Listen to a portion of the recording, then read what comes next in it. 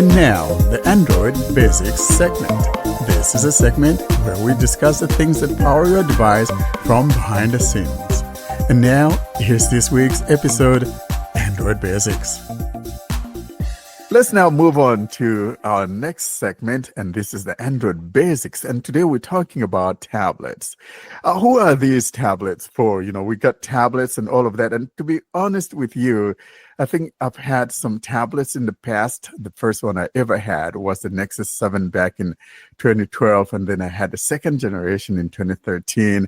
And then I had the first Fire tablet back in 2015. I remember unboxing that for the inclusive Android back then. And then I think the last tablet I had was an iPad something Air or whatever. But yeah, you know, the first one though that I had before the Nexus 7 was the regular iPad back in, was it 2010 or 2011? I don't remember, but it was back then, the very first one. But Android wise, my very first one was the Nexus 7 back in August of 2012. And that was my experience with tablets. Now, to be honest, I don't know. Tablets, I kind of have difficulty justifying why I need a tablet. It's not because of the size or anything. I mean, the size is just fine, but I just don't know. Maybe if I get an LTE one, I probably might use it. But other than that, I don't know. I don't think I need a tablet. John, you're a tablet guy, right?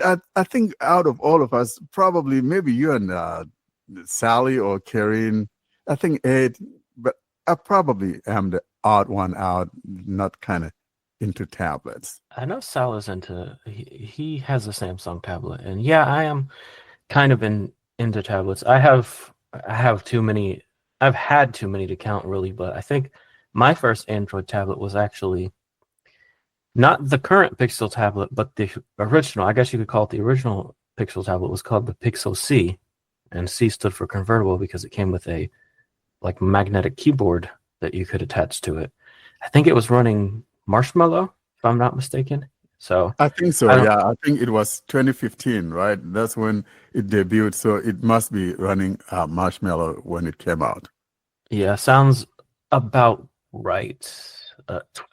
20, yeah, because I got married in 2016 and I used it to like to DJ my own wedding, basically. That's what I had connected to the sound system. So yeah, it's.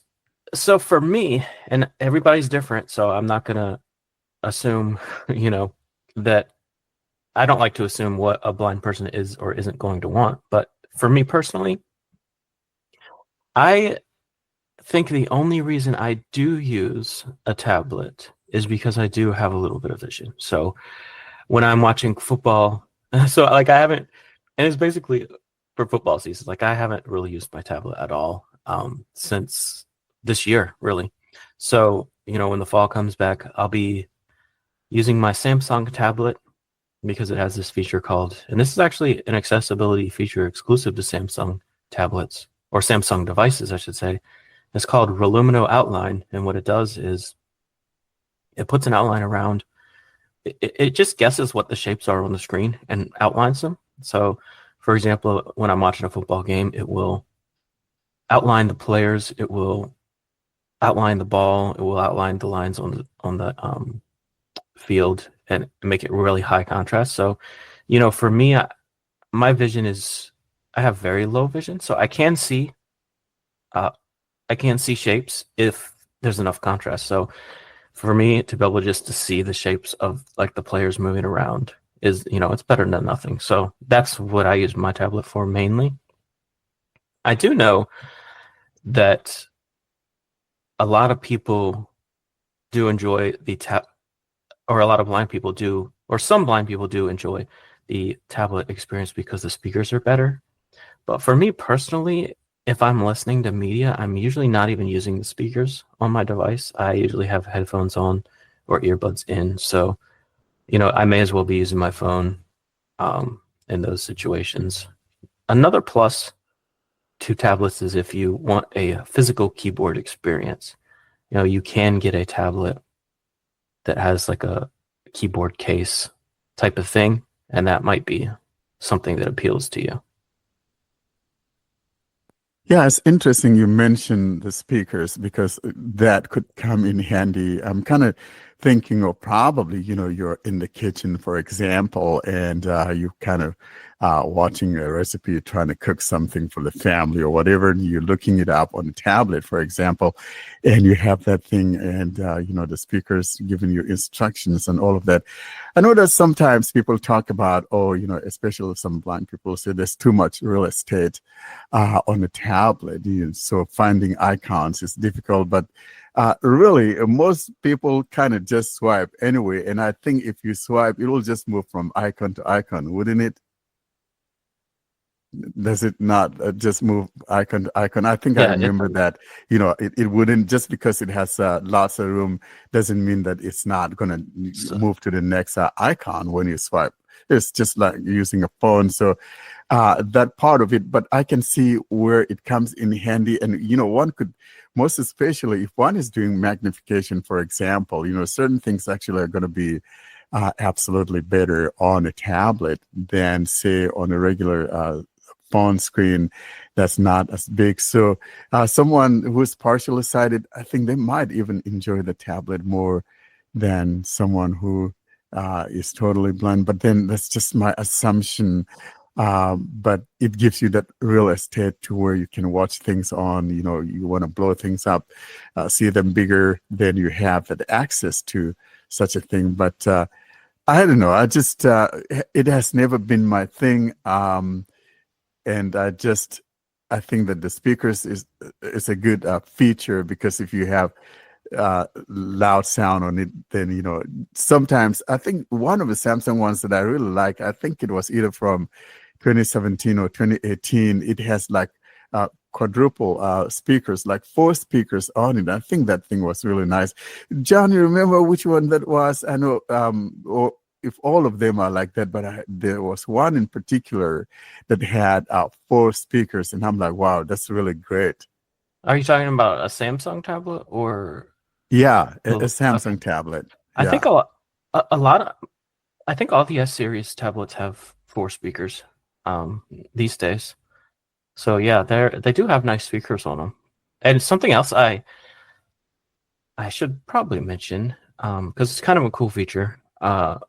If you have a Samsung TV and a Samsung tablet, you can reverse cast. So instead of what you'd normally do is from your phone or tablet, you could cast your screen to the TV, but in this case, you can do the reverse. So whatever's on your TV, you can have on your tablet.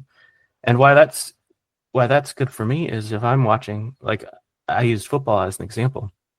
If I'm watching football with the family, previously, if I wanted to try to see what's going on, I'd literally be standing up there in front of the TV, like blocking everybody else's view. But now, being able to use what's Samsung's Miracast solution thing called?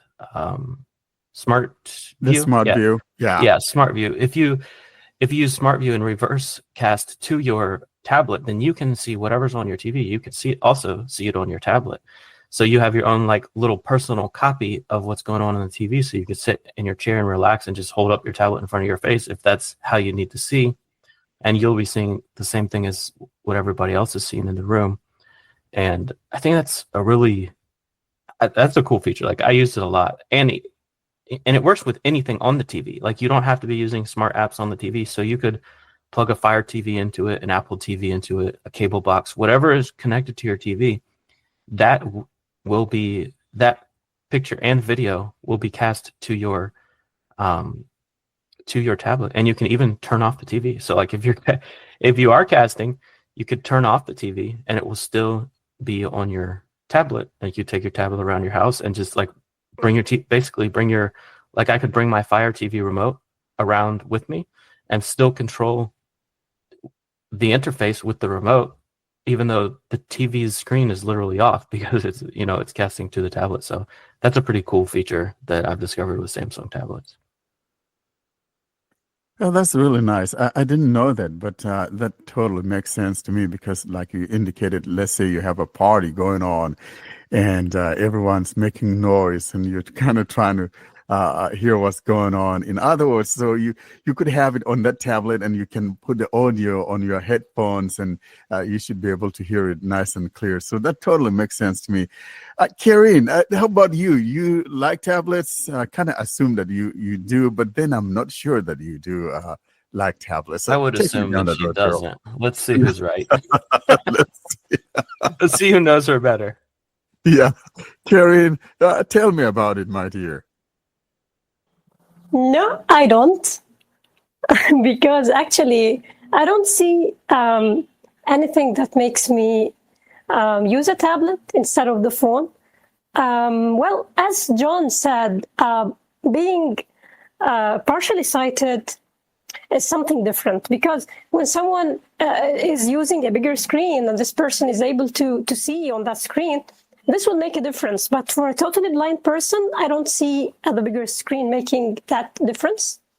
Also, usually, okay, the sound is also with the higher end tablets, the sound is good. Yeah, I'm with that point. But also, I'm like John. I usually, if I'm listening to music and I want to be that, I want to have that immersive experience, I don't at all use the speakers. So usually I'm always putting the earphones. So also the two things that could make someone, at least in my opinion, use a tablet aren't the things that I will use, aren't there for me. So for that reason, I don't think that I will plan that I'm planning, or I will plan to use a tablet. Other than that, the price. So I think that if you like to have a tablet, you should be getting one of the at least mid-rangers or high-end ones.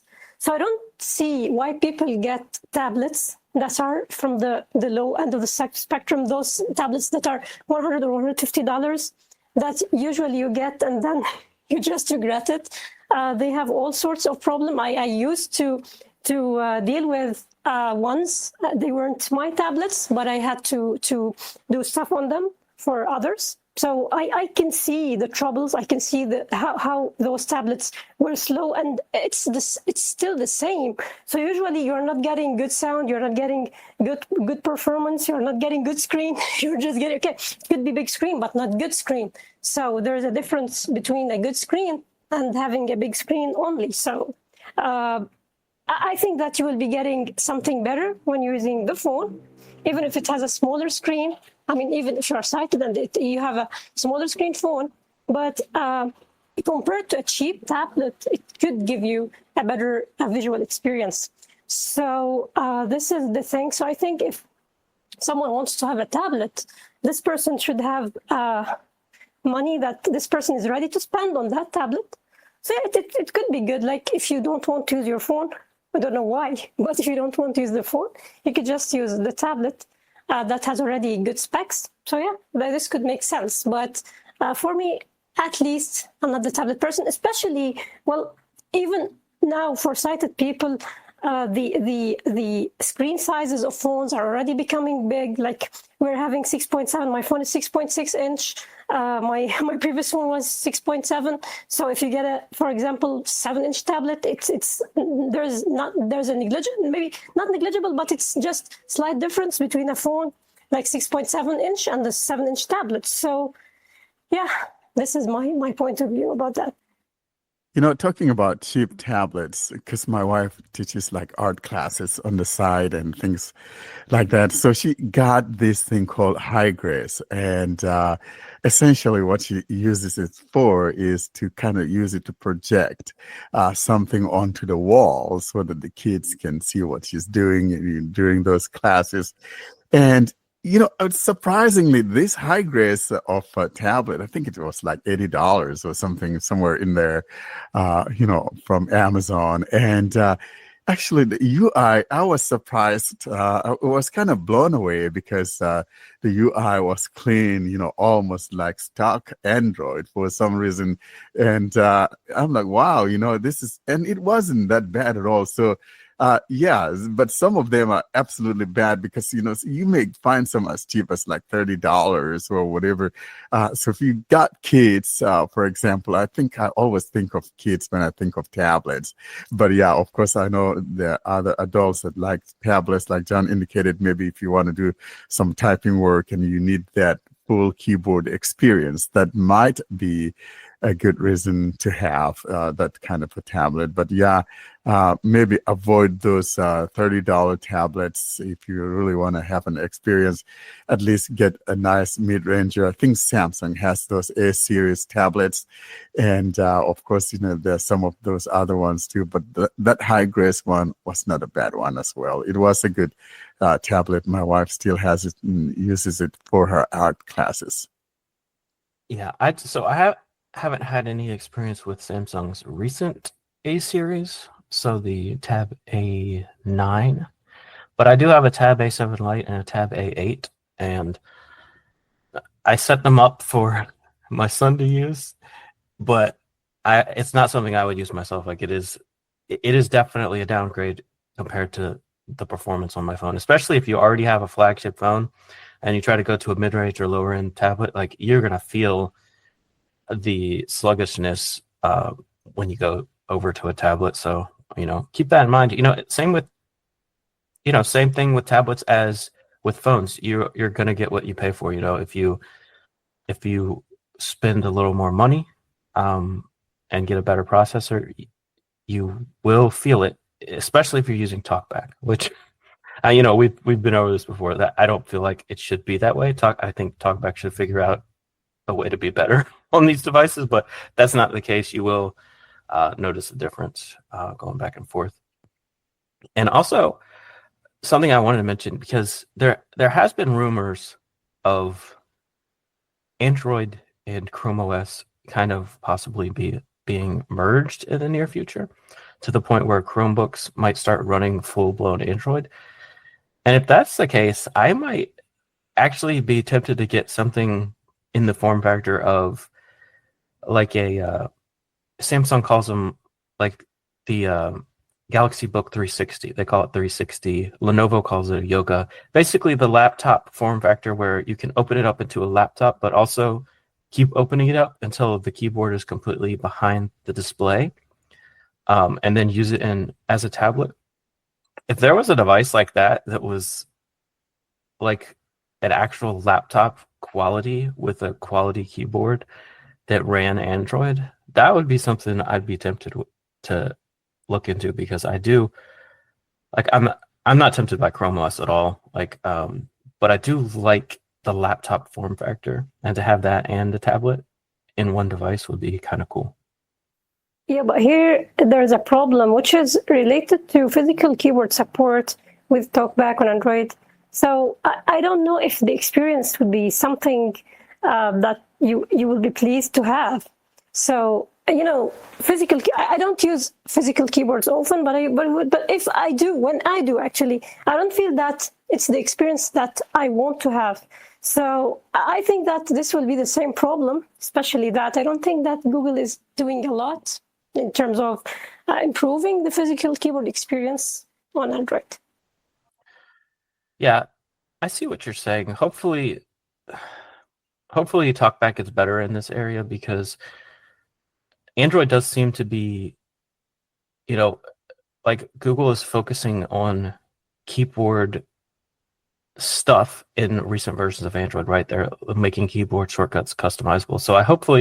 So it looks like they are trying to make keyboard support better for regular Android. So I hope TalkBack does it as well.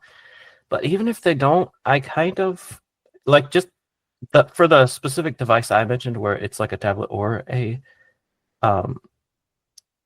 laptop, I would probably just use touchscreen gestures anyway for a lot of the navigation. And then when I wanted to type, I would just use the keyboard for typing mainly, and very basic like keyboard shortcuts. I don't know that I would want to use TalkBack in the same way I would use NVDA, for example, or Narrator on my PC. Although it would be nice if it worked. I mean, I'm not saying it should. I don't want that. That would be nice, but I do see the point you're making. It's not, TalkBack on a keyboard is not anywhere near like what NVDA is with the keyboard. Yeah, so I can see where it would come in handy, for example, most especially if they're merged. What that would mean, though, is and probably this is coming from my bias of not liking the Chromebook or the Chrome OS in general, because I'm more familiar with how the keyboard works with TalkBack on Android, and I could see me using that as to actually going for a Chromebook. So I'm looking forward to it. If it does, I'll get one just for giggles.